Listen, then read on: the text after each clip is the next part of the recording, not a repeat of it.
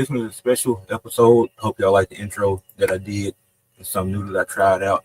It's Black History Month. Some be celebrating some of the greatest black athletes of all time and what they did and how much they meant for sports. Let me send this link out. Might have some people come on. But yeah, got a hockey game on right now. Let me know y'all rocking with the intro, something new. I'm trying to get music added to it. But yeah, let me get this sent out.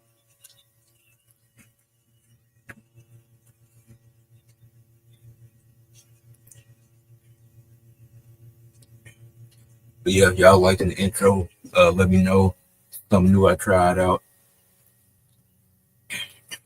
Put some clips together. Like I said, I want to get some music added to it. Once I do that, I think it'll be better. And yeah, episode 34, the greatest black athletes of all time, celebrating some. I'm gonna start with some of the women first. Obviously, Simone Biles, the greatest gymnast ever.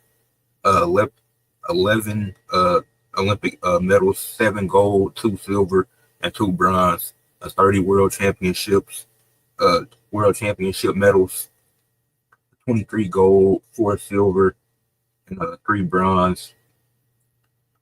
41 U.S. championship medals, 33 gold, 4 silver, 4 bronze, and 26 U.S. classic medals, 22 gold, 2 silver, 2 bronze. Like I said, the greatest gymnast ever. Accomplished all this. She's only 27 years old right now. Just had a phenomenal performance in the Olympics. Obviously, 2020, it wasn't that great of a year. There was a lot of mental stuff going on. But that's Simone Biles is somebody that young girls look up to, and what she's done for the sports in gymnastics, performing in the Olympics. Like, that's something that a lot of young girls look up to and aspire to be like. So shout out to Simone Biles. She was the first person I wanted to give a shout out to. Serena Williams. I don't talk about tennis much on this channel, and I don't know much about tennis, but Serena Williams, she's phenomenal. A phenomenal tennis player. 23 Grand Slam titles, 14 Grand Slam women's doubles with her sister Venus, 2 Grand Slam mixed doubles, 1 Olympic gold in women's doubles in 2000, 2008, and 2012. Also won singles in 2012. A world's highest paid female athlete in 2016 to 2017. Serena Williams, another one that was great at her sport. Obviously dealt with racism early in her career. Her and her sister Venus, 2 people I wanted to give shout outs to for the great careers they had. Getting people invested in tennis, making young girls and boys around the world want to be inspired to play tennis. And this the last podcast of the month, so I had to do this special to shout out to black athletes that went through so much, became pioneers, set examples, set high standards for the people to come after them. The next person, Candace Parker, a 2-time MVP, a 7-time All-Star, 3-time WNBA champ, led the WNBA in blocks twice, led the WNBA in assists once as a power forward / center, led in rebounds per game 3 times, won 1 Defensive Player of the Year. Rookie season was Rookie of the Year and made the All-Rookie team. She played 16 seasons, 13 of them being with the LA Sparks, 2 with the Chicago Sky, 1 with the Aces, averaging 16 points per game, 8.5 rebounds, 4 assists, shooting almost 48% from the field, 33% from 3, and 77% from the free throw line. One of the best players in WNBA history. Definitely brought more eyes onto the product. Like, I know a lot of people want to give their praises and stuff to Caitlin Clark and Angel Reese for them coming into the league. But without Candace Parker, there is no Angel Reese. Like, Candace Parker set that standard, set that precedent for young girls coming into the league. And so shout out to Candace Parker. She was a phenomenal player. Towards the end of her career, it wasn't amazing, but you can't take away any of those accomplishments. It was really just her last 3 seasons. Like, the stuff she did with the Sparks, that was phenomenal. And she even won without the Sparks, but that was definitely her best. That's just when she was at her best for her career, winning and just dominating the WNBA. People can say what they want about it, but he really paid attention. Candace Parker was amazing in her time in the WNBA. And then next, Bianca Belair, a 2-time tag champ, 1 Royal Rumble, Won Tag Team of the Year with Jade Cargill last year. Main evented WrestleMania with Sasha Banks, her and Sasha Banks, or Mercedes Moné. Now were the first two black women to main event WrestleMania, and the only, and it's only been two women's main events in WrestleMania history. The other one was Charlotte, Becky Lynch, and Ronda Rousey. Yo, yo. What's going on? What's good, man? What's good? I was doing this Black History special, shouting out some of the greatest black athletes. I was talking about Bianca right now, and her and Sasha being the first two black women to main event WrestleMania. The only other group of women to ever main event WrestleMania, because the other women that did it was Charlotte, Becky, and Ronda. Facts, nah, that's facts for sure. That's facts for sure. I think Bianca Belair definitely is up there. People don't want to pay attention, but Bianca and of course Sasha Banks, but some people because she biracial, they don't want to give her credit, but they both first two black women in the main event and the last two to do it since. So And it was a great main event. Like the build wasn't that great, but they made the most of it. Had a fun match. word, I might actually watch that either later on tonight or before the stream later for sure. But hold on, let me actually make sure I promote the stream. Put it on my community tab. And then if any black athletes you want to give shout outs to for what they did over the years. Yeah, hey man, I this is gonna be well no, I ain't gonna be too crazy. But definitely gotta give a shout out to shoot, rest in peace, Kobe Bryant. I think Kobe Bryant one of the greatest of all time. Um Accolades wise, people talk about how many shots he missed. They never talk about how many shots he made, how many underrated he had hella assists in his career. People don't talk about that though. They talk about he ain't passed the ball, but then look what he was about to do for he was about to be the one to be the catalyst to push women's basketball forward with him and his daughter. I think they would have been making like hella strides by now, and especially once his daughter would have got to high school, then went to college, then when it got drafted, I mean, Kobe Bryant was about to put on for, the women especially. So his contributions, and he's the only, if I'm not mistaken, the only athlete to win a what was it, a Oscar for his narration of the what you call it. So is it the Oscar or Grammy? I forgot, but he won a big time award. So I think people need to acknowledge that for sure. And at the end of the day, you got to take shots to miss shots. So, if but Kobe Bryant, he was a great player, and I was just talking about Candace Parker and what she did for the WNBA. Like I know people want to give their praises to Caitlin Clark and Angel Reese, but it was really Candace Parker that was putting on before them two what she was doing in the W. Yeah, I about to say people don't know about Lisa Leslie, Candace Parker, Cheryl Swoops. Like it's a lot of people who Reggie Miller's sister was going crazy. Just even in college and stuff like that. That a lot of those women were the catalyst. They just didn't have. I mean, it's social media and stuff now. So Caitlyn, Angel Reese, and Paige and all them Juju, they got social media to put to shine on them. But it was women back in the day dropping 30 points in college in women's college ball and in the WNBA. But people just don't know about it for real. Yeah, and it's two NBA players that I want to shout out. It's Earl Lloyd. He was the first black player in the NBA. He in the 50s, 1951, and then after his rookie season, he went to serve in the military. So his contributions to that, and then Elgin Baylor also he served in the military like in the middle of his career. So them being able to play basketball and have a solid career, then they had to stop that for a second to go serve in the military, serve for the country. Like that's just something legendary. And Earl Lloyd also won a NBA championship in 1955 with the Syracuse Nationals and made the Hall of Fame. He only in there because he was the first black NBA player because his numbers aren't that impressive. But him being able to break through and then other players could come through like Bill Russell, like Oscar, Elgin Baylor, then all the other people that came after them. I'll say facts. Definitely a Bill Russell shout out because he was playing during the time his own city ain't even like him. They was still spitting at him, about to trying to beat him up and stuff like that. And he was helping them win games and championships, and he still wasn't getting respect. So by the time you got to past his era, kind of toward the Kareem Abdul-Jabbar era, you know what I'm saying? Like he paved the way for a lot of them. So Bill Russell was definitely dealing probably with the most adversity, even though it was still racial tension with like Larry Bird and Magic Johnson thing. But Bill Russell had it probably the worst though. Yeah, especially playing for the Celtics in that time period, being in Boston. And Bill Russell had a phenomenal career. 12-time All Star, 11-time champ. Went to 12 finals in 13 years and won 11 of them. Like that's just impressive. And that team won 8 straight finals. We've never seen that before. And people want to say, well, look at the era. I mean, you got to start somewhere. So like you can't really discredit that because the league had to start somewhere. He set that precedent for the other players to come after him.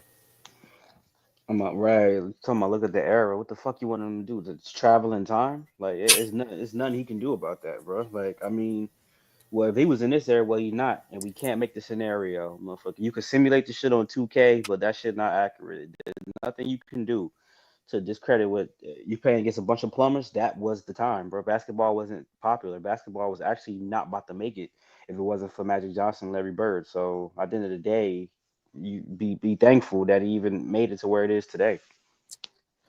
And then in his last season, which was 1969, that was the first year the all defensive team was introduced, and he made that team.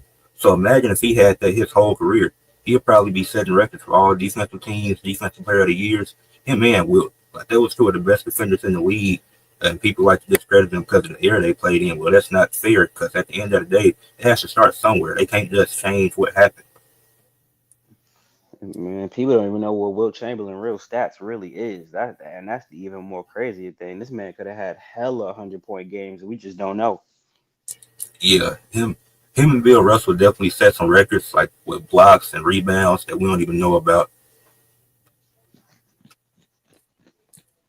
Uh, That's facts. Muhammad Ali got to get a shout out too. yeah, for Man sure. What said he no did to for going to boxing. war, and he held it down, and he had to do his time, and he still came back and was still good. So like that's crazy, bro. Yeah, he for sure got to get a shout out. Somebody else I wanted to give a shout out to, Warren Moon, a quarterback. He had because of his play style and the narrative that black quarterbacks aren't intelligent enough, well, black people aren't intelligent enough to play the position of a quarterback. So he had to go to Canada, then dominate over there. Then the NFL saw what he was doing, and it was like, okay, we'll take a chance on him because that's not the play style you're used to. At that time, you weren't used to seeing that play style. Now we see it with all the black quarterbacks like Lamar Jackson or Justin Fields, or even like a Josh Allen, who's a white quarterback. But it's like that's how the quarterback position is played now. You have to be able to scramble. You can't just stand in the pocket and wait for the play to develop. You got to be able to uh make a play like instantly. I'm about to, and he even by the time they got to like Michael Vick, they was still on that. Like Yeah, they was saying one like Michael Vick was like one dimensional, and Donovan McNabb and them like they was trying to compare them and say they was one dimensional. But at the end of the day, now look what's going on. Now look at the Jalen Hurt. Look at everybody who can do multiple things. And Michael Vick was able to throw too. They was just he just was unstoppable. So would you want him to not take advantage? Like you got to. yeah. The game changed over time, and it was like the narrative still exists today, which is crazy. Even when Lamar was in college, and it was like it was really. I think Alabama had an offer for him, but they didn't want him to be a quarterback. They said he went to Louisville because they allowed him to be a quarterback. Anywhere else that he was looking at wanted him to be a receiver or a running back. Even Jalen Milroe for Alabama, they wanted him to change positions and not be a quarterback. But it's like, and then you see what he did this year, and he had a really good season. So the quarterback position has changed a lot from what it used to be. And shout out to Tiger Woods. I don't know any other significant black golfer. I don't watch golf, but that's the only one I know. Yeah, I was gonna shout out Tiger Woods too. Same thing. I don't know much about golf, but I know Tiger Woods broke through. Another person that broke through, Jackie Robinson, what he did for baseball, breaking the color barrier. Hmm. Yeah, Jackie did Jackie Robinson definitely gotta be up there for sure. I mean, shit. I mean, if you ever watched that movie, brother, all the stuff he had to go through while playing, motherfuckers trying to cheat him, a whole bunch of stuff. Jackie Robinson gotta be top five greatest. Even outside of him being actually he was actually good. He gotta be top five greatest baseball players of all time for sure, and most influential. Yeah, for sure. And then to bring it back to wrestling, Kofi Kingston is really one I want to give a shout out to because seeing that when I did as a kid, like him being able to go through all he went through, having the New Day go through the gauntlet matches, and his 15 years for him to get to that point of finally winning the championship. Like he was so close. Then Randy Orton told management that he wasn't ready, so he had to climb back up, and he got to that point. And that build up to Kofi Mania, that was that was amazing. Like as much as we talk about how bad WWE in 2019 was, it was a few good things, and that was one of them. Being able to see him win, and he was the first black man to win the actual WWE championship, and not the World Heavyweight Championship.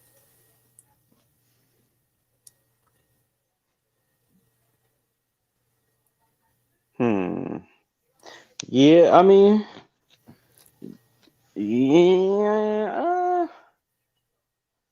I know why they say that. I mean, the Rock is kind of, Uh, okay, yeah, semantics. But they did say that about Kofi though, low key. So I'll take it. Speaking of the first black champion, Swerve. Gotta talk about Swerve. Young, but the first black AEW champion and the last black AEW champion as of right this second. So, and he did that. He earned it. Got out the mud. So Swerve definitely going to be in the history books for sure. yeah. What's popping? Yo, what's good with it, man? It's poppin'. Yo, We're just talking about some of the greatest black athletes in sports and what they did breaking through. It's a few people you want to give a shout out to. Uh, Black champion. Well, first of all, not necessarily a champion, but a black athlete, man. Salute to my guy New Jack. You know what I mean? Salute to New Jack, the hmm rich gangster. You know what I'm saying? And Ron Simmons, man. You know what I mean? I got to throw a champion there, man. Ron Simmons, him being one of the first black champions I witnessed, you know what I mean, in my experience of watching wrestling, man. It was definitely a fire moment. You know what I mean? Even though I was 5, it was a fire moment, you know what I'm saying?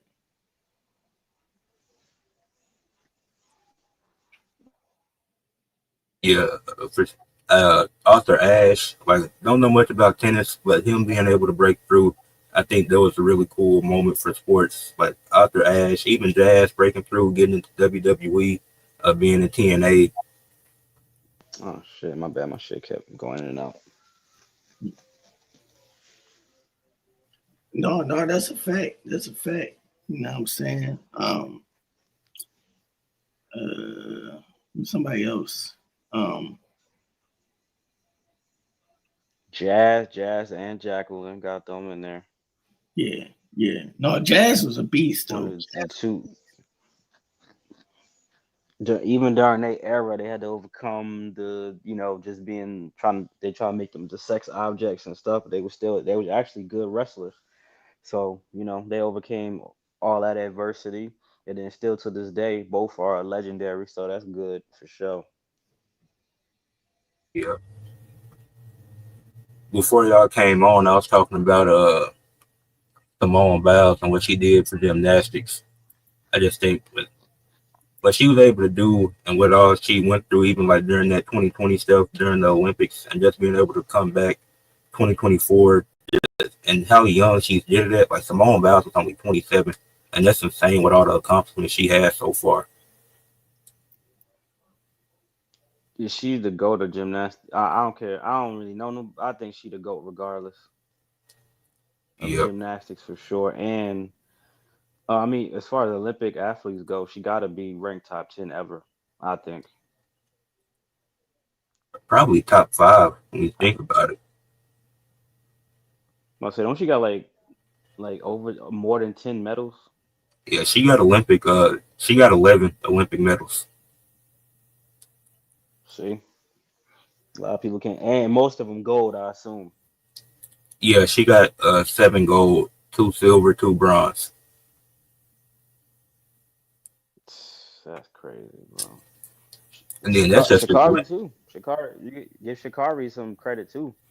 yeah, for track and field. Her career's still young.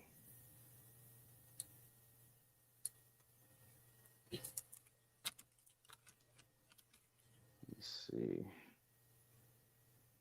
Jesse Owens. Oh, I don't know if I mentioned him, but he definitely got to talk about Jesse Owens for what he did in the 1930s, being able to break through in track and field, setting records in the Olympics, and fighting for civil rights like that. Definitely got to give a shout out to Jesse Owens. And did it in front of Hitler. That's crazy. And there was nothing they could do about it. Oh, I'm about to say, you said Michael Jordan already, right? I ain't even say Michael Jordan, but yeah, You see that? That's that LeBron fan shit, man. Come on now. I ain't even say LeBron either. Good. Michael Jordan is the GOAT. I don't know about that one, but we just gonna have to agree to disagree. Come on, Ed. We gonna have to agree to disagree. 6-0, Ed. Bill Russell won 11 championships. Was he undefeated in them 11 champions? Was he undefeated in his run? No, he was 11-1. All right then. I'd rather be 6-0 than 11-1. 11 is more than 6. But you lost though. Michael Jordan lost in the playoffs. Michael Jordan could say nobody. No. He lost in the playoffs. He ain't losing the finals. When it mattered the most, he never lost. You know who else is undefeated in the finals? Who? Patrick McCaw. A 3-0. 3-peat. You know that. Come on now. That motherfucker ain't even play. Literally wasn't even on the team. Yeah, he was playing like 5 minutes a game. He won 2 with the Warriors and 1 with the Raptors. Averaged like 5 minutes a game. That bitch did not play for the man. I didn't even know he was on my damn team roster. That bitch didn't play for the Raptors. He was serving water and shit. He was playing them garbage time minutes. Yeah. So that made Jeremy Lin is the GOAT then, because that bitch played 2 minutes too for us. He did have that random run, but we got to give a shout out to Michael Jordan and LeBron. They both did a lot, went through a lot, and did a lot for the sport. I say you got to put, when talking about black athletes, you definitely got to include them in that category.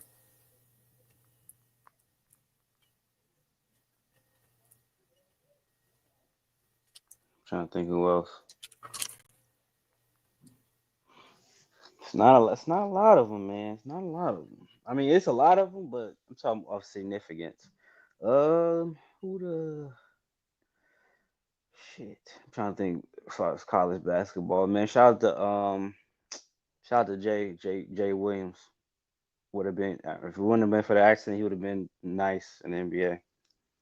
Yeah, He'd have been going crazy. So, still one of the greatest Duke players of all time. Besides, I mean, they gave it to JJ Redick, but I think you can make an argument. Yeah, I'm trying to think of some other people because all the names I said I had wrote down. I'm trying to think. Yeah, Shaq. Yeah, Shaq and how dominant he was. Don't like him on the TNT crew, but we won't talk about that. That's crazy.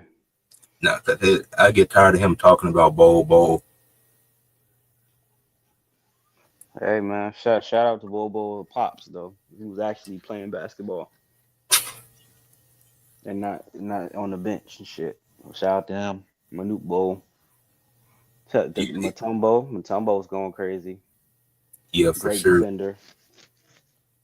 Allen Iverson, just like the swagger he brought to the game, definitely got to give a shout out to AI. Nah, facts. He changed the culture. It wasn't not even just basketball, and he one of the only black men to escape prison, not get locked up for that bowling alley brawl. So he was destined to be in the NBA and do something. So shout out to Allen Iverson for sure. You know what I'm saying? We ain't talking about practice. R-Truth, because from what he got arrested for something when he was younger, but being able to get to become a wrestler and have a really good career, definitely got to shout out R-Truth. And that stuff last night I wasn't rocking with, but we move, I guess. First black NWA champion. That's what we'll hold on to. The other stuff, I'm cool off the other stuff. He was the 68 he was time, the first. Don't won do that. 24/7 championship a lot. Don't do that. You know that don't count. I could win that shit right now if I go get it out the trash. That it was actually it was entertaining for a little bit. Then it got stale. Nah, facts. That shit definitely got ass. Hold on, let me see. About to head out, do some running around before we make our stream. Before we stream tonight. But I want to give one more before I go. I'm gonna give a shout out to Angel Reese, up and coming. You know what I'm saying? As a rookie, she broke the double record, I believe, if I'm not mistaken. So, you know what I'm saying? Breaking records your rookie year is sensational, and she doing it, scoring and getting rebounds. So you gotta respect it because I think she'll break a record again. Yeah, for sure. Angel Reese is nice. Word, but shit, I'm gonna tap in with you. I'm gonna go run these errands, get ready for tonight, and we're gonna lock in later too. All right, bet. All right. I appreciate them for coming on, shouting out some people for Black History Month. Shout out to all those people and what they did to break through, to become legends, or just put on for the other people. But moving to switch gears, I made I made an Instagram reel about this. Switchblade Ed, follow me on Instagram. But the NBA media is really terrible, and TNT and ESPN is really bad. It's like, okay, you had the draft and you had Kenny saying, I don't think the international players are going to try that hard. And you decide to take Anthony Edwards with your first pick in the draft. Now, number one, that's crazy.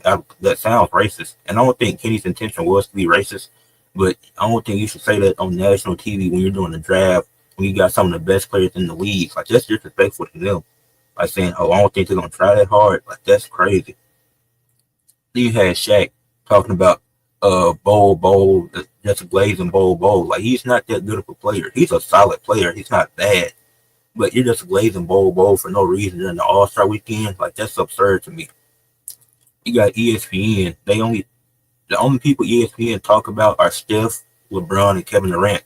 And I know those are the big three. Like, they're the three active current players who you would say are top 15 all time. I get that. You get the views talking about them. You get more attention talking about them. But when a casual fan sees this is all they know. They don't. How are they supposed to get invested if that's the only thing you're talking about? You see the two jerseys I got back here with the Apollo jersey and the Kawhi jersey. That's up there for a reason. You don't see them talking about Orlando. When Orlando was scorching hot to begin the season, they weren't talking. And when Pablo was hot, and then he got the injured, they were like, "Oh, they covered the Magic after Pablo got hurt." But when they're on that, when they start the season really good, they weren't talking about that. And they're not. And now Apollo and Franz are back. And when Franz went out with an injury, they still weren't talking about Orlando when he had been putting them on his back and keeping them afloat. And now that they're both back and they've been struggling a bit, they still don't talk about them. Like, even if a team is struggling, you should talk about them and talk about, oh, how can this team improve? What do they need? Like, Jalen Suggs goes out with an injury. You barely see any coverage on that. Like, he's an impactful defender. He's the Magic's third best player. So how are you not talking about Jalen Suggs' injury? How are you not talking about Orlando at all and them being in the play-in? The topic should be, can Orlando make a push? The topic should not be, for 4 days straight, LeBron misses the All-Star game. Plenty of people have missed the All-Star game and took a picture without the uniform on. Your main topic for a week straight basically is LeBron didn't play, but it's not about, oh, can Orlando climb up out the play-in to make a playoff push, or can the Detroit Pistons go from the 6th seed to the 4th seed? Like the Pistons went from losing 27 straight games last season to being a 6th seed, but you don't see ESPN talking about that. And why? Because it's a small market. I don't care about that. If a team is doing good, you should be talking about how good the team is being and ways, or if the team is bad, you should be talking about ways they can improve. You shouldn't be focused on the same topic for a week straight. Oh, when Kevin Durant didn't want to go to the Warriors, that's the main topic of discussion.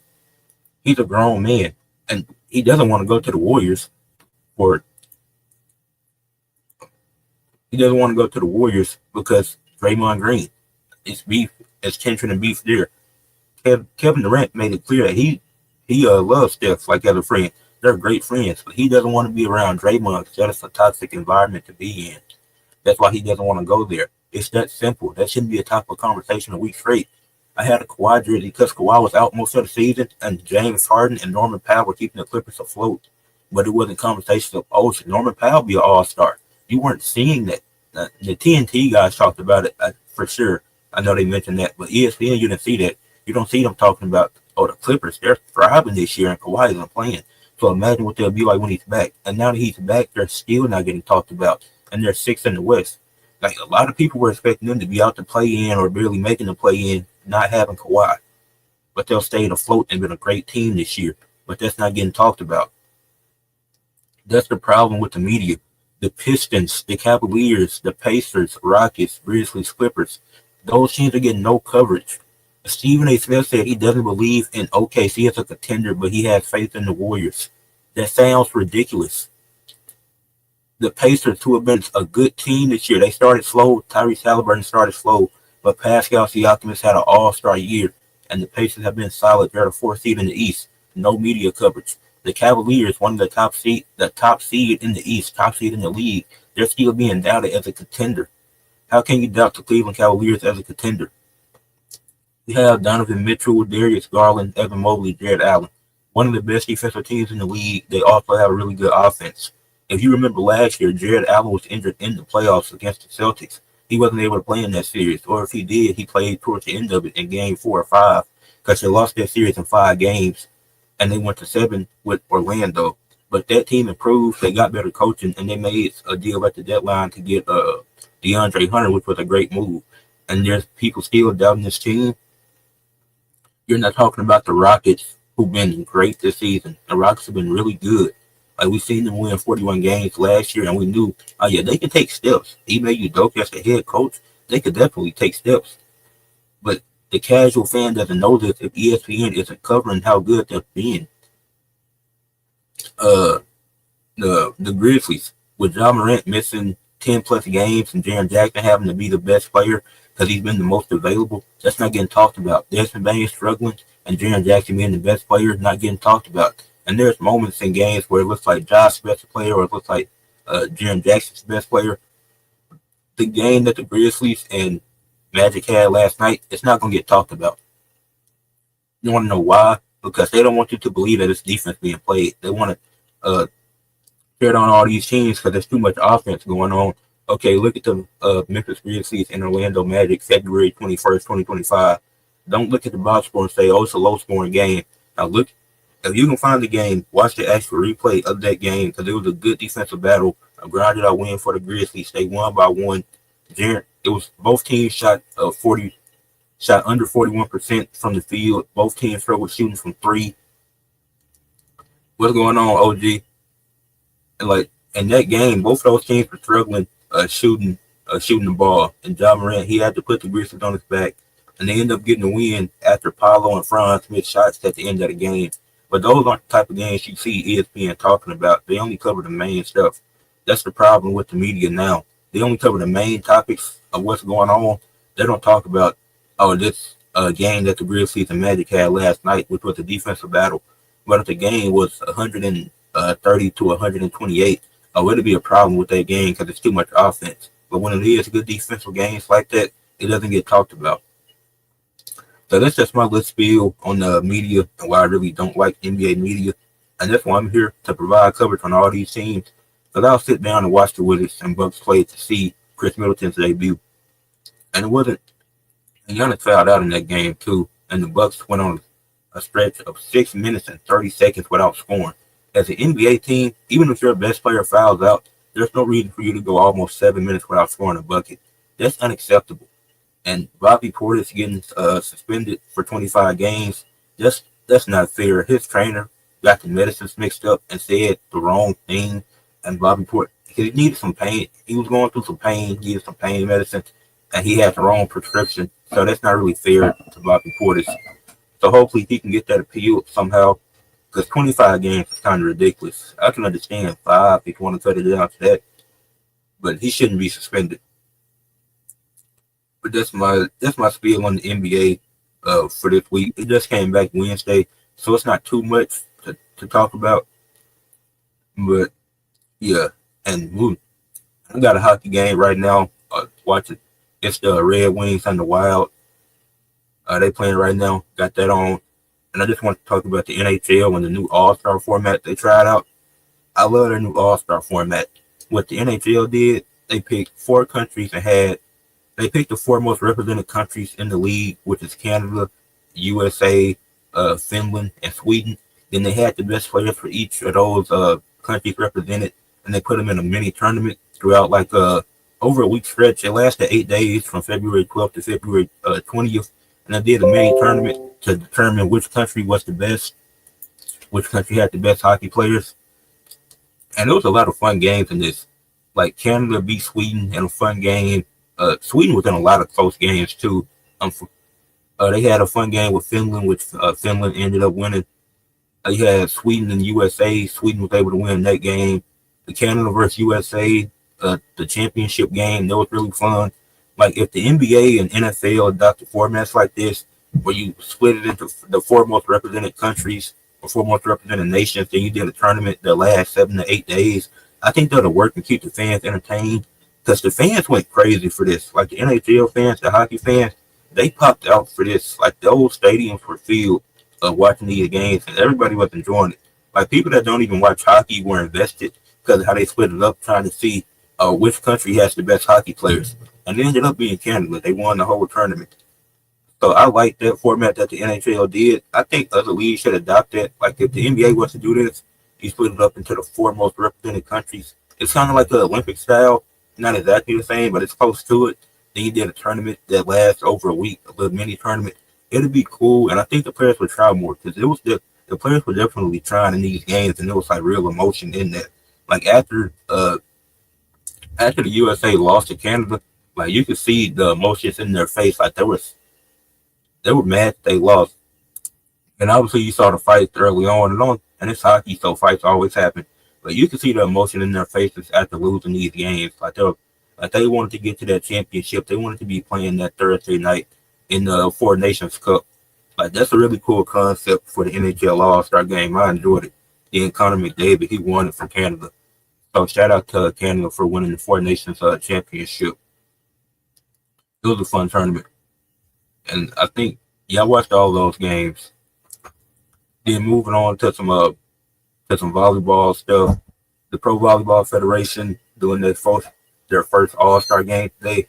I think it just came on. I'll check out the highlights later. But they just had, it's 8 teams in the league, just their second season. They're doing a mid-season check-in because they just hit their All-Star break. It's a 28-game season. Most teams have played either 11 or 12 games at this point. So the 4 teams that will be in the playoffs right now, it's the Omaha Supernovas, who are 8-3, the Orlando Valkyries, who are 8-4, the Vegas Thrill, who are 7-4, and the Indy Ignite, who are 6-5.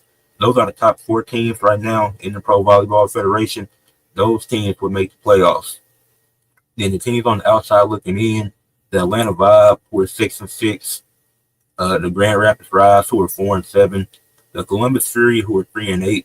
The Columbus started the season 0-7, and they've won 3 of their last 4. They're 3-1 in their last 4 games. I think Columbus is finally starting to pick it up. They're finally starting to get some wins, and they've been looking impressive. That's one of the clips I had in the intro, by showing them being able to get that win. That was their first win of the season, and they went up from last to second worst. And the San Diego Mojo are 3-8, and they've been on a losing streak. The Mojo have been losing because they were ahead of Columbus by 3 games at one point. Now it's tied because Columbus just went 3-1 in their last 4, and they've been looking really solid after an 0-7 start. But shout out to the Columbus Fury. Now, I don't know if they'll be able to make a push to the playoffs. There's still plenty of season left, but I doubt it with how slow they started. But they could turn things around. The Atlanta Vibe, who I talked about, they're 6-6.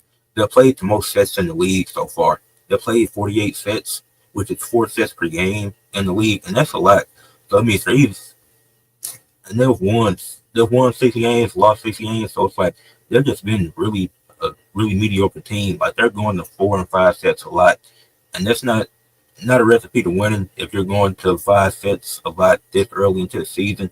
So I think the Atlanta Vibe might finish the season 14-14. Like they might just stay at this pace, but maybe the All-Star break could be something refreshing for them to help them going into the second half of the season. Omaha, the Omaha Supernovas have a really great defense, led by Brooke Nunaville. She's really great. Orlando has a great defense. That's why they're second best in the league right now. And then you got that's Orlando's offense. Like Orlando's offense led by Brooke Nunaville. Yeah, that's Orlando. And now I got the names mixed up. Orlando is led by Natalie Foster. Omaha defense is elite, like I said, by Brooke Nunaville. Orlando's offense led by Natalie Foster.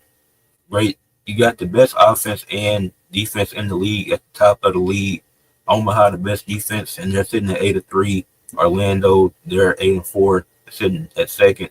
And those two, I could really well see that being the championship game with the Omaha Supernovas and the Orlando Valkyries. But we're only 11-12 games into the season, so it's still plenty of season left after the All-Star break. And shout out to Charity Looper and Mary Beeson making the All-Star team their rookie year. Now, this is everybody's first All-Star team because this is the PBL's first All-Star game they're doing this year. But Charity Looper, Mary Beeson making it as rookies, very impressive. So shout out to them for being able to make it to the All-Star teams. And I've been enjoying the PBF. It's only a second season, but if you want to get into volleyball, I definitely recommend checking it out, seeing what they're talking about, because it is fun. And like, we want to get into something different. Like I said, there's going to be more volleyball coverage on the channel for sure. But let's dive into some NFL rumors. Kellen Moore is the Saints' new head coach. And as an Eagles fan, I'm telling you, that does nothing for the team. He wasn't that great. He's been with the Cowboys, Chargers, and Eagles.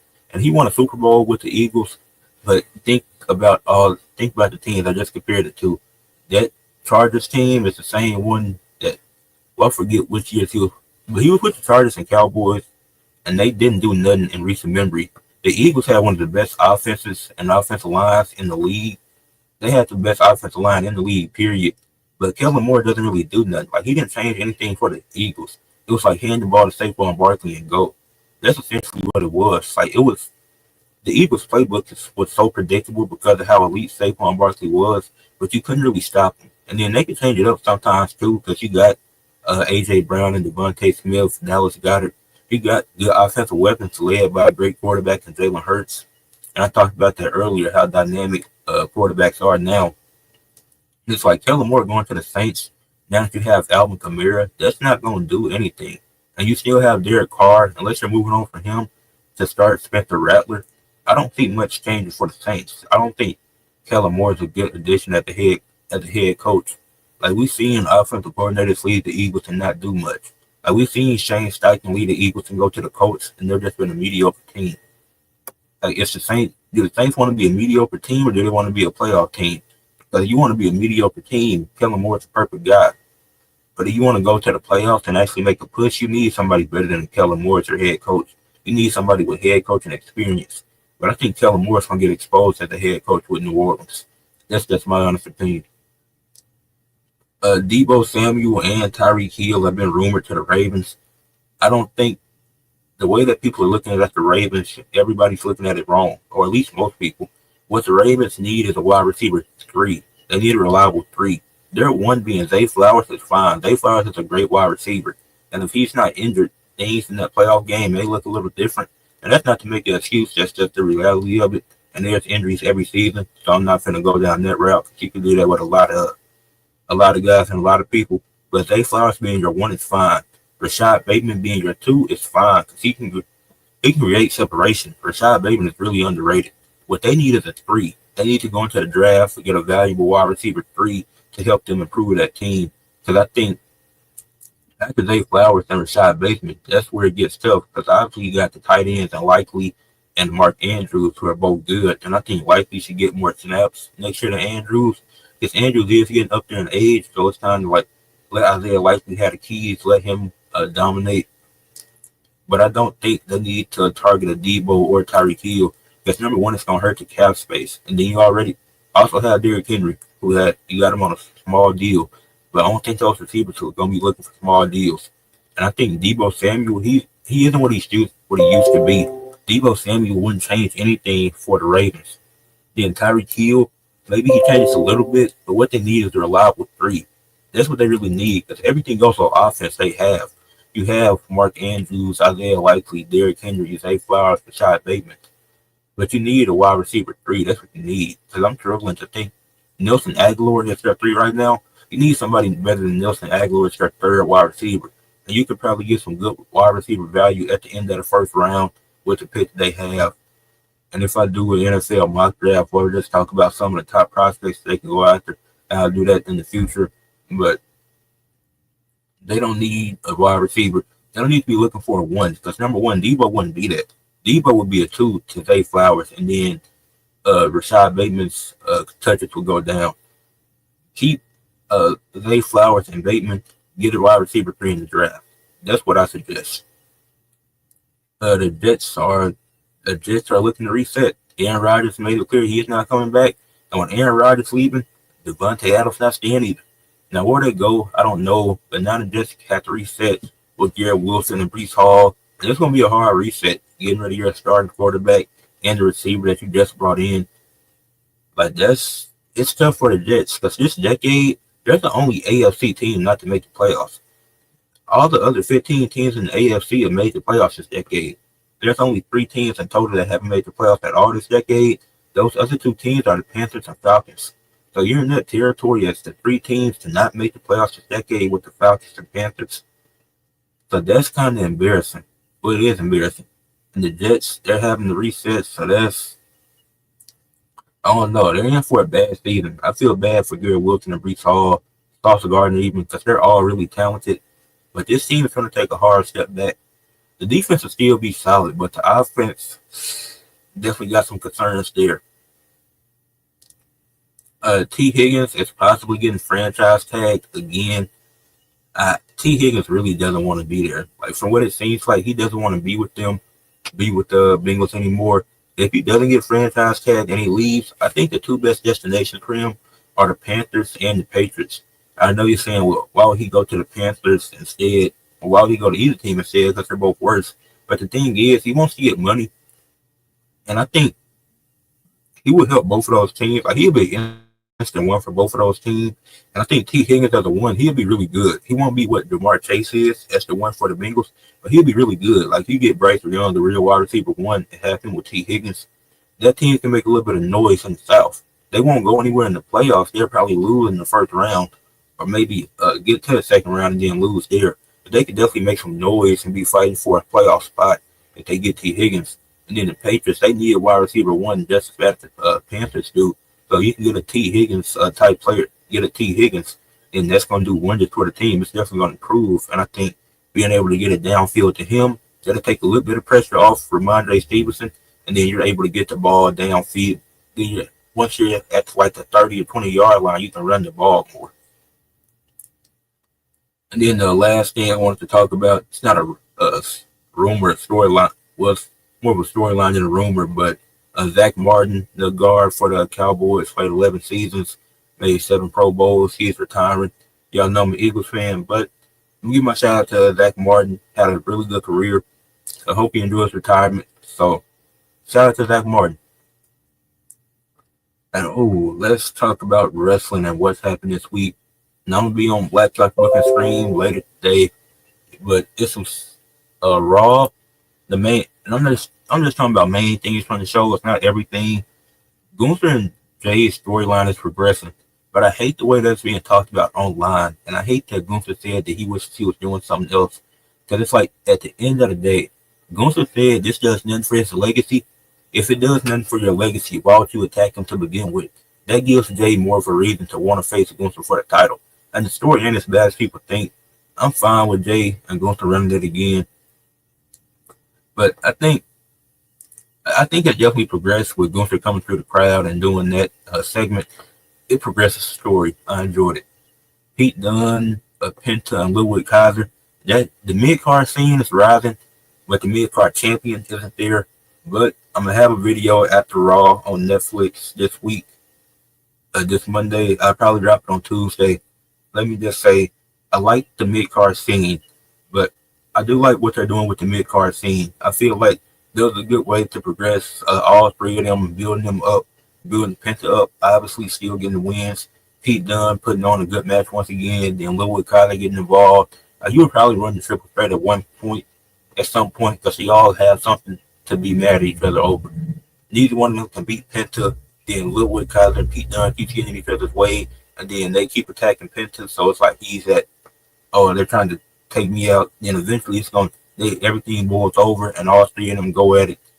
And then by WrestleMania, you put them in a ladder match for the Intercontinental Championship with AJ Styles and Braun Breaker, and you throw in Dominic Mysterio. Then you have 6 men fighting for the IC title at WrestleMania. You could do that. That'd be a fun ladder match. Ivy now losing makes no sense. And the Creed brothers being happy about losing the match really threw me off. Then Ivy now losing the match to Dakota Kai when there's a story there makes no sense. Like Ivy now was talking some trash backstage to Lyra. Then Lyra lost the match to Bayley, and they gave first you had the segment with Lyra and Ivy now. Then you had Lyra lose to, she got eliminated in the Royal Rumble by Ivy now. So it's like, okay, you're building the story, you're building up this gonna be the number one contender. Then you had Lyra lose to Bayley, which was kind of stupid, and they gave Ivy now. She was like, oh, look at you, the champion losing an elimination qualifier match. Then Ivy now has a number one contenders match to go against Dakota Kai, and whoever wins faces Lyra next week. And Ivy now doesn't get the win. That really threw me off because it's like you've been building a story with Ivy now and Lyra Valkyria just to give Dakota Kai to win. That didn't make a lot of sense. So then when Chad Gable comes back, American Made still won't have nothing. I don't know how I feel about that story. It's interesting, to say the least. Then Roxanne Perez and Seth Rollins qualified for the Elimination Chamber. Both those decisions I'm fine with. It makes sense. I was expecting Roxanne to qualify. Obviously, some shenanigans were involved for it to happen, but she's going to have a good showing in the Elimination Chamber. Then Seth, he had to be in there. I was hoping that Roman Reigns would have surprised us and made Seth lose so you can build up the WrestleMania match with them. But it'll probably happen at the Elimination Chamber. He'll make Seth and Punk lose, or I don't even know if Punk could still be involved at this point because The Rock really threw some stuff off. But Seth and Roxanne qualifying made sense.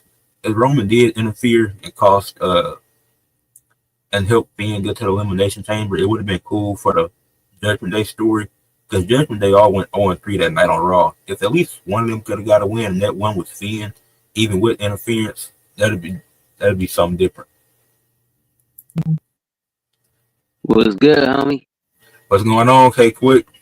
Man, I can't complain, homie. I'm blessed, man. What's the word? It's good to hear. Now, earlier I was just talking about some of the greatest black athletes, like from basketball, football, and stuff, and what all they did for sports. Is it anybody you want to give a shout out to that you think was great for like a pioneer? To be honest, though, I mean, and I'll speak for myself personally. There's several people who in athletics who did a lot for me coming up. Of course, during the Space Jam days, I was a huge Michael Jordan fan. You know, when I was a very little kid, you know, Michael Jordan definitely really did a lot for black, like, you know, for culture, like urban culture, black culture in general. And even when he moved away from basketball, he became a mogul he in fashion just alone because he releases literally the same shoes every year and people will get in line to buy them. Just his legacy, not only in basketball but just like in fashion and urban culture, black culture, you know, just it's just a staple in black culture for real. And also for me personally, I mean, as a kid, matter of fact, I always revert to it because we not no pun because we always have wrestling conversations. When I first got into wrestling when I was 6, the first wrestling I ever watched was WCW, and of course, during that time when I was like 5 or 6 or whatever, when I first started watching, my favorite wrestler at the time was Goldberg. I guess because he was running through everybody in WCW. That's when I got accustomed to like the Stings, the Ric Flairs, the Booker T's, and all. But Booker T was still in Harlem Heat or just still beginning his run. But then when I started flipping channels as a kid, once again, still 6 years old, and I turned on WWE, I saw this dude who was the world champion who looked just like me, you know, had the Versace shirts on, talking like roasting people, and it was The Rock. You feel me? It was The Rock, and I was like, "Who is this guy?" You know, granted, and this was before I knew he was half Samoan. I just saw like, "Yo, who is this black dude with the belt? Who's the world champion right now?" And he became my favorite wrestler, and I was locked in. Like I literally wanted to be him. You know, literally watching him, and he gave me a lot of confidence. He's one of the people who I watched coming up just to see his swag and confidence and how he addressed people and so on and so forth. He gave me a whole lot of confidence. I remember in elementary school doing my Black History report on him. Like that's how much of an effect he had on me. And also there were guys like Mark Henry. You know, he was a big stocky dude, also gave me confidence. You know, those are some of the black athletes who really had a drastic effect on me personally. That's dope for sure. I'm only 18, so when Kofi Kingston won the WWE Championship, like being able to see him live, like I'm around 12 at this point, and I had Right. because I just got into wrestling. I got into it younger, like when Randy Orton and John Cena, like 2009. Like I was watching it as a baby, but like being able to Right. seeing Kofi win, like that was my first time seeing a black champion reach that heights. Like that was just amazing for me to see. That definitely gave me Yeah, confidence, seeing him break through. definitely. Hmm.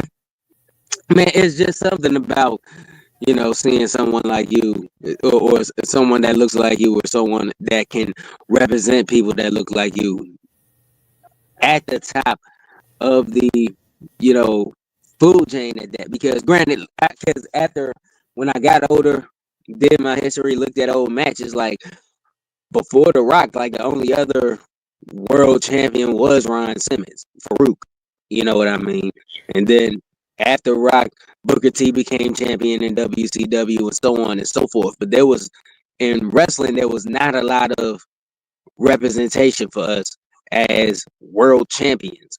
You know, so luckily we're in a age and time where all of that is changing in these major companies and so on and so forth. But you know, those are it's like moments like those are the, you know, black athletes that had of course, like in football, my favorite player was Darryl Green. I'm a Washington fan, but like back when Darryl Green was playing, I still remember having his jersey. I wish I still had a jersey of his. I'm gonna probably find one, but like Darryl Green was one of my favorite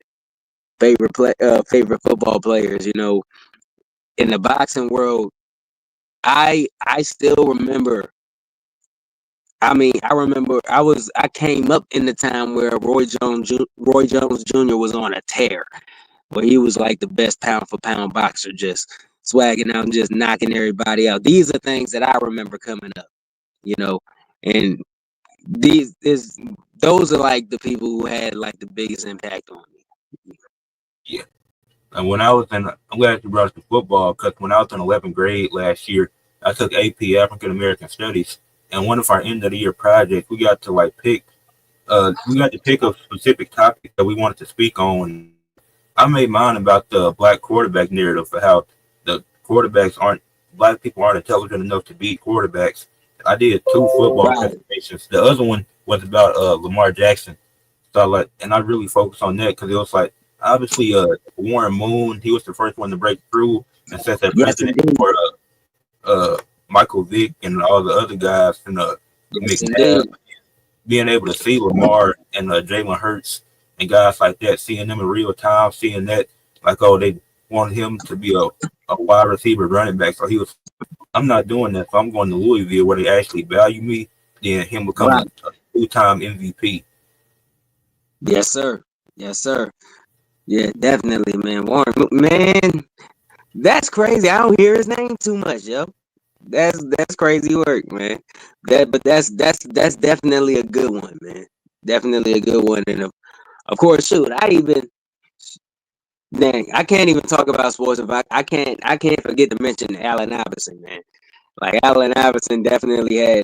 I will say, MJ may have had the shoes, but Allen Iverson literally had people dressing like him.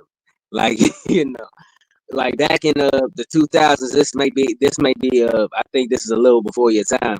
But if you look at how Allen Iverson was when in his prime playing for the Sixers, like in the 2000s, his style, this dude used to come out on the court wearing like big diamond earrings in his ear. He used to play in them joints.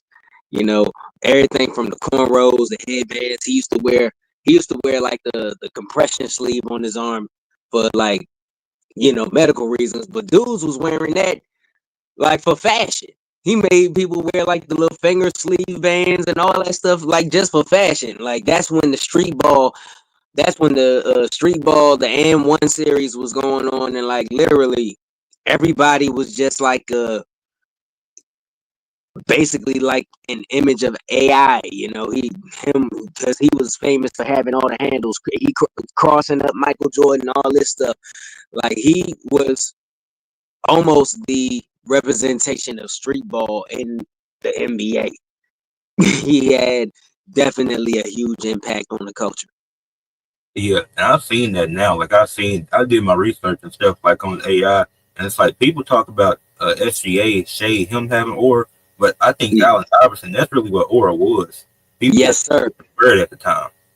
Yes, sir. Yes, sir, man. It was a great time, man. It was definitely a great time to see players like that and so on and so forth. I also gotta mention my personal favorite player is Kobe. That's my after like MJ, like my guys were MJ, Kobe, and AI, but like Kobe made me a diehard Lakers fan, man. So, and rest in peace to Kobe. But like he's definitely somebody who I have to mention. Yeah, that's a good one. I think mentioning Jordan and Kobe, you got to mention LeBron too. That's all the pressure he had on him as a kid coming up and being able to because I don't think a lot of people can handle that pressure. Like you see Anthony Edwards, I think that's the face, but he can't handle that pressure. What LeBron went through.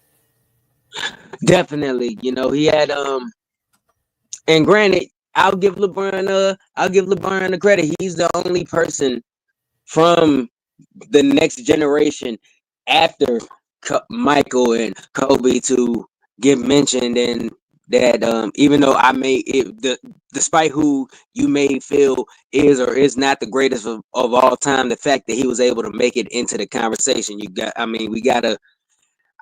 gotta give him credit on that, just for being able to leave enough of an impression for people to even make an argument for him. So, he definitely has the respect of the culture for sure.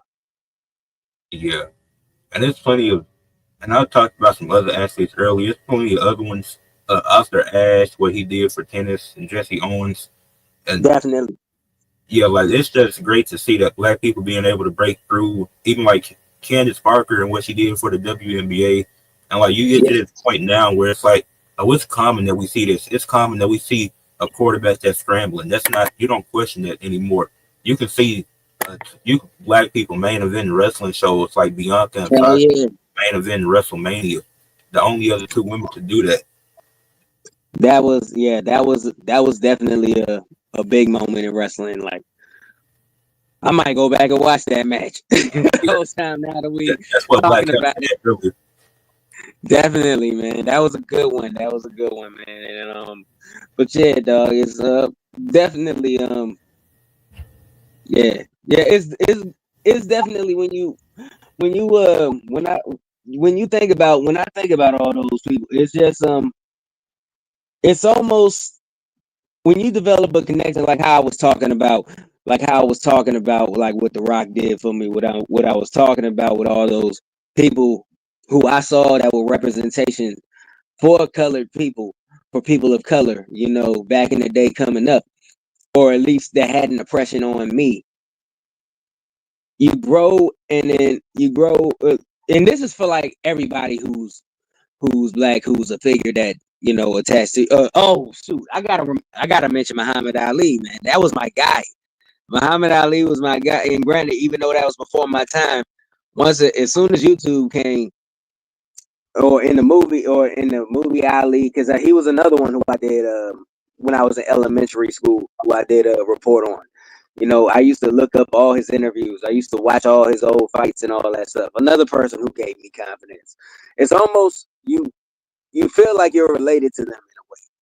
You know, you feel like you're related. They become an indirect mentor to you.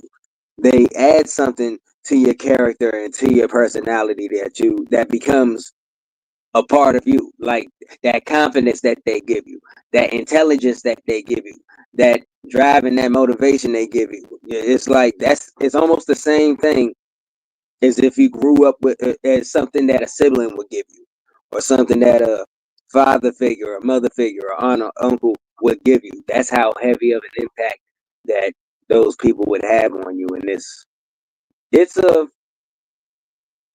it's very, very surreal when you look back on it and you actually realize how growing up watching certain people, how much they contributed to the person you became. Yeah, for sure.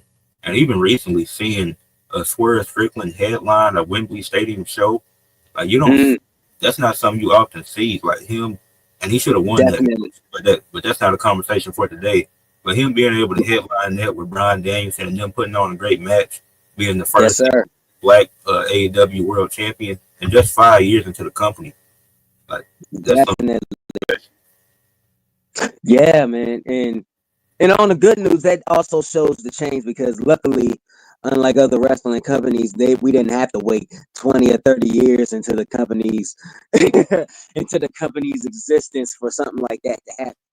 You know, so that's always great. And if we're talking about wrestling, you know, I gotta also mention Moose. You know, gotta mention Bobby Lashley. All these guys who also did very monumental things in wrestling. You know, so it's really really great because especially in 2025 we have all these people. Especially if we just look at wrestling alone, we have all these people in wrestling we can talk about. Like back in, I'll say when I started watching wrestling, like I said, the first huge person that I seen at the top of the mountain that was of color was The Rock, which is why I got so attached to him. We didn't have these.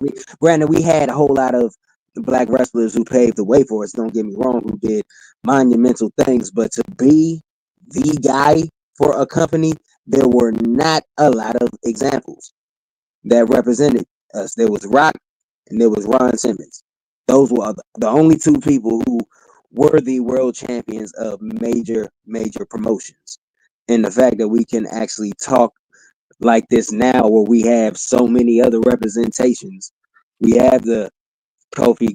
We also have the Kofi Kingstons, the Big E's, the Jacquelines. We have the we have the Bianca Belairs and all these things. That's that's great to see. Knowing what I saw when I first got into to the sport to what I see now. That's great to see that there's monumental progression. Yeah, the changes from wrestling. So you got to talk about other athletes like Serena and Venus Williams, what they did for tennis and all that they went Man, through what? their careers. I would definitely got to Definitely. Like they definitely set, and even Simone Biles too. Like they set that precedent for young girls in their sports. Like yeah, we seen these. Like you see Simone Biles doing these stunts at the in the Olympics on the gymnastic stage, and he's like, Bruh, the young girls are growing up. You want your daughter to be like that, or be like a bruh, Serena Venus Williams. this is the thing about Simone Biles. Simone Biles was so good. They limited the moves that she could do because nobody else could do them. That's how good she was. Like she got penalized, or they tried to penalize her because she was too good at the sport. Now, I actually thought that was the whole point. You're supposed to be the best at the sport, but apparently, there's a such thing as being too good. That just shows the greatness that we bring to things. And then and in the 2020 Olympics, I know that caused a lot of controversy with that whole situation. But I think that was a good example. Like your mental health is so important. Like her being able to say, even as much as she probably wanted to be there and win some gold, she was like, I had to step away from my mental health, and just showing you like that's more important than really anything when you think about it. Yes, sir. Yes, sir. And even today, like for real, one of the people who I love watching, I love Carissa Shields. As far as women's boxing and MMA, because she's like a beast in MMA. I don't think she's been beaten at that either, but like she is the best right now as far as women's combat sports right now. You know what I mean? So Clarissa Shields is definitely doing her thing. And before her, we had Layla Ali, and ironically, they had their back and forth, but neither here nor there. Like definitely right now, she's the one putting on for the young black girls out there who want to be fighters. Yep, for sure. Those were some good ones that we talked about. Definitely, dog. And for one, I want to thank you, brother, for having a live like this. To where all we can basically focus on, black excellence in the athletic realm, man. So for one, salute to you, my guy, for creating this live right here, man. And I definitely appreciate you doing it. Yeah, for sure. I do this podcast every Saturday, and for Black History Month, I had to do something special for the last podcast of the month.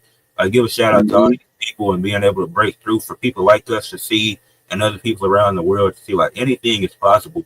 Like all the week, yes, sir. And I talked about it earlier, but like Earl Lloyd and he was the first black NBA player, and Elgin Baylor, like them serving in the military while having active NBA careers, them having it like it's important for us to stand up for this country and show that black men aren't what you think that we are. Like we can fight for our country and also be good at basketball. Facts. That's super facts, man. Well, for one, I appreciate you allowing me to come up on here and so on and so forth. Keep doing what you're doing, my guy. You're doing great. Thank you. I appreciate it. Always, man. God bless. Same to you. Always. I appreciate it. I just had K-Quick on there for a little bit. But back to wrestling, because I already covered Raw. And I think I got a few videos planned for this week. Oh, yeah, NXT was really good this week. I enjoyed it. I've been enjoying NXT lately. Like, they've been putting on some good episodes. You had Jordan Grace and Ricky Saints make their debuts. Now that I'm actually saying Ricky Saints, it don't sound as bad rolling off the tongue. Maybe I was wrong about Ricky Saints. And then you had him and Javon Evans. They got a tag match with Ethan Page and Wes Lee coming up.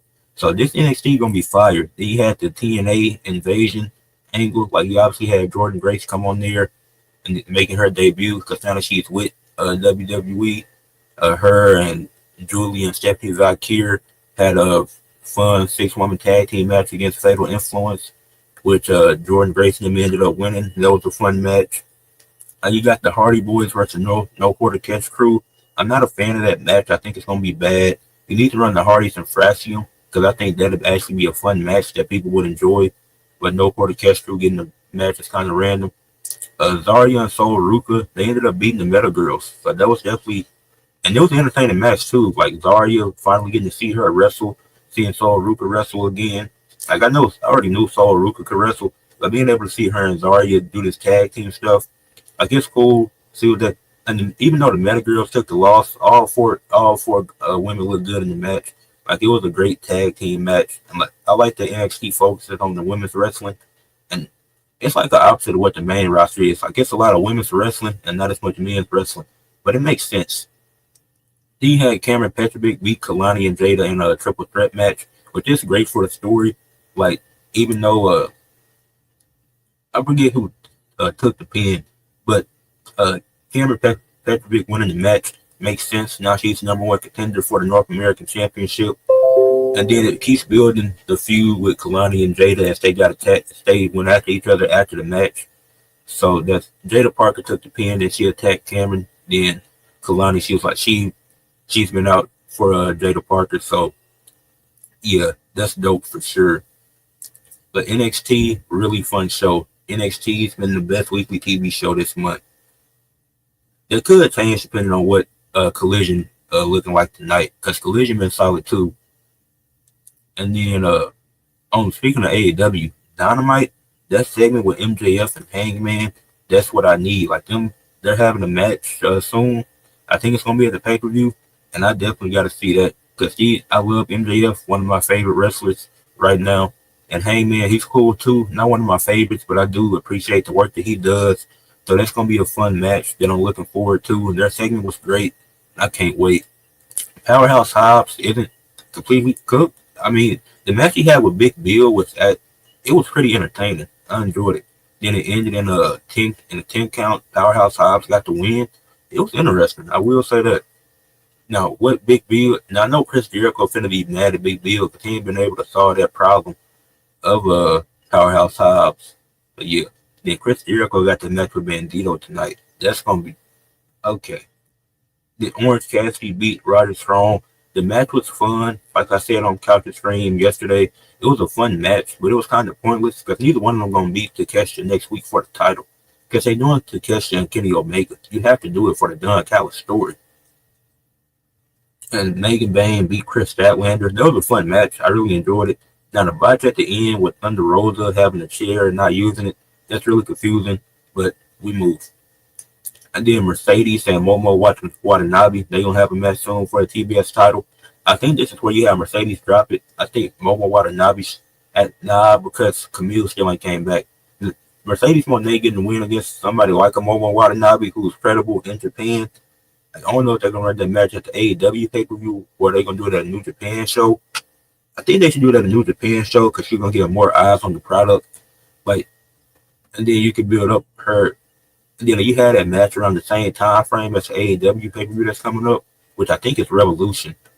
You could do a Camille facing her like a week later, and then the story could be Mercedes is tired, she's worn out, and she had these defenses too close to each other, which is why she lost the second one. I could definitely see a scenario like that. I wouldn't be too mad at that. Then SmackDown. That was the worst. Last night's SmackDown was the worst show I've seen all year. Of any wrestling show, that's a solid 2 out of 10. The Rock's promo, I Want Your Soul. What? That's the worst promo I've. That show, SmackDown was so bad last night. And Rock's promo cut Naomi and Liv Morgan's match, but you had R-Truth wrestling. You had R-Truth and LA Knight lose to The Miz and Carmelo Hayes. And then you had Shinsuke attacking LA Knight. Bro, you're the champion. Why are you attacking the challenger? You beat him for the championship. And then you could have moved on, but you're obsessed with LA Knight. That doesn't make any sense to me. And then Liv Morgan and Raquel, they just attacked Naomi and Bianca instead of doing an actual match. So The Rock can have a 20-minute long segment that did nothing. It didn't progress anything. It just left people more confused. And now they're going to have another 20-minute segment, him and Cody at Elimination Chamber in the middle of the show. We're just wasting time. Then the Street Profits segment was good, them interrupting the tag team match. Like, I could definitely see them having like a ladder match at WrestleMania or something for the tag titles. Like, the tag team scene, that's been really solid. And then Damian Priest and Braun Strowman beating the Bloodline last night with Jacob accidentally kicking Solo. That's a good story progression. I like the main event match. I like the last two segments, like the final hour of the show after the Rock segment ended. I actually enjoyed. But it was before that, like everything else was pretty stupid. Tiffany Stratton is terrible on the mic. Candice LeRae doesn't make it any better. Nia Jax had a whole bunch of nothing. Trish Stratus came out there to Tiffany and Candice put on a bad match. Trish Stratus tried to help Tiffany, then Tiffany waited to help her. So that was also really weird. The cameraman wasn't doing a great job hiding that. But that segment was pretty bad. Jimmy Uso beat Drew McIntyre. Drew McIntyre shouldn't have took that loss. That doesn't make any sense to me. Drew McIntyre's he's taken like 3 losses already this year to Jimmy Uso, Jay Uso, and Seth Rollins. Like, I understand Jay and I understand Seth, but him losing to Jimmy, he didn't need to lose, especially heading into the Elimination Chamber. And then you had, the Rock segment. Bad. Terrible. I want your soul. What does that mean? But we near the end of the podcast, so I appreciate everybody that came on to check out this special Black History edition of the pod. And I'm gonna give a shout out to everybody I mentioned earlier once again at the end. But for athletes of the week, for the PBF Pro Volleyball Federation, I went with Leah Edmond. For the Atlanta Vibe, they went 1-1 this week. Both of those games were against the Indy Ignite. But she had 25 kills, 1 assist, 2 blocks, 14 digs in the first game against the Indy Ignite. Then in the second game, she had 14 kills, 2 blocks, 13 digs. So she's had a really phenomenal week. And she's been great. Even though the Vibe went 1-1, those were the 2 games they played, and those were 2 competitive games. So shout out to Leah Edmond. For the NBA, I went with De'Aaron Fox. The Spurs are now 1-1 without Wemby's, with the unfortunate news of the blood clot. Prayers up to Wemby once again. That's nothing to play about. Like, that's really serious. That could be career ending. I hope he's good for next season. I think he will be. He's still young. And I know Brandon Ingram had this at one point in his career when he was with the Lakers. So prayers out to him. But the Spurs won their first game without Wemby, with De'Aaron Fox putting up 27 points, 26 points, 7 assists, 2 steals, 2 blocks, and 9 rebounds in a win against the Suns. Then he had 27 points, 5 rebounds, 5 assists, and 4 steals against the Pistons in what was a loss. But he shot 3 of 7 from 3 in both games, and he was 9 of 11 from the free throw line in total. So shout out to De'Aaron Fox, trying to put them on their back. Obviously, they went 1-1, and we're just a few days removed from All-Star. So it hasn't been a lot to cover as far as NBA goes. But De'Aaron Fox, he's trying to backpack this team now. But if the Spurs get Cooper Flag, that'd be crazy. It's that the year David Roberts was injured, the Spurs got Tim Duncan.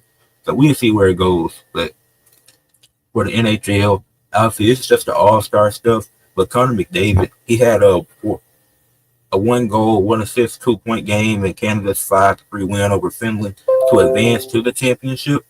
And then in the championship game, he only had 1 goal and 1 point, but that was the game winner for them to beat USA 3-2 in overtime.